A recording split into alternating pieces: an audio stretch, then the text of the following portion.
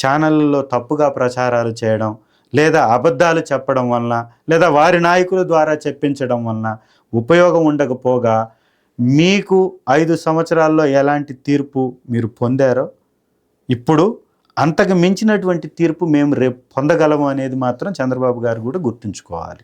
ఇవాళ మీ మీటింగ్లో ఏమైనా జగన్మోహన్ రెడ్డి గారు మీకు గైడ్ చేసింది ఏంటి? పార్టీ తరఫున నిలబడదాం, పార్టీ కోసం పోరాడదాం, ప్రజల వైపు నిలబడదాం. కోట్ల మంది ప్రజలు మనకి మద్దతు తెలిపి ఓట్లేశారు, వారిని కాపాడుకుందాం. ఈ రాష్ట్ర భవిష్యత్తు నిలబడాలి అంటే, రాష్ట్ర భవిష్యత్తు బాగుపడాలి అంటే ఖచ్చితంగా పోరాటం చేద్దామన్నారు, దిశానిర్దేశం చేశారు. వైఎస్ఆర్ కాంగ్రెస్ పార్టీ అలుపెరగని పోరాటానికి సిద్ధం. రైట్.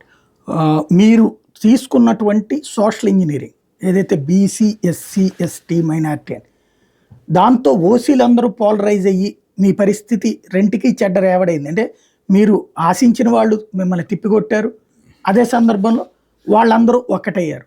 ఇది సోషల్ ఇంజనీరింగ్ రివర్స్ అయ్యిందని బాధ అనిపించట్లేదా?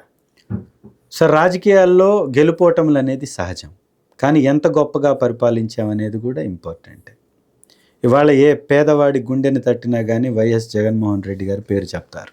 ఎందుకంటే వారి కుటుంబంలో గొప్ప మంచి జరిగింది కాబట్టి. సోషల్ ఇంజనీరింగ్ వలన లాభం జరిగిందంటే ఎస్, లాభం జరిగింది. ఇవాళ ఒక్కసారి ఎమ్మెల్యేగా గెలిచినటువంటి వ్యక్తుల యొక్క డేటా తీసుకోండి. ఇవాళ గెలిచిన చోట ఎవరెవరు గెలిచారో చూడండి. 35 మంది ఒక సామాజిక వర్గం, 32 మంది ఇంకొక సామాజిక వర్గం, 17 మంది ఇంకొక సామాజిక వర్గం, 7 మంది ఇంకొక సామాజిక వర్గం, 8 మంది ఇంకొక సామాజిక వర్గం, మొత్తం కలిపి దాదాపుగా 90 సీట్ల దాకా ఓసీ సామాజిక వర్గమే గెలిచింది.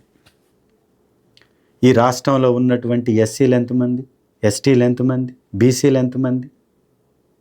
మరి ఇవాళ గెలుపు నిజమైన ప్రజాస్వామ్యానికి అద్దం పడుతుందా?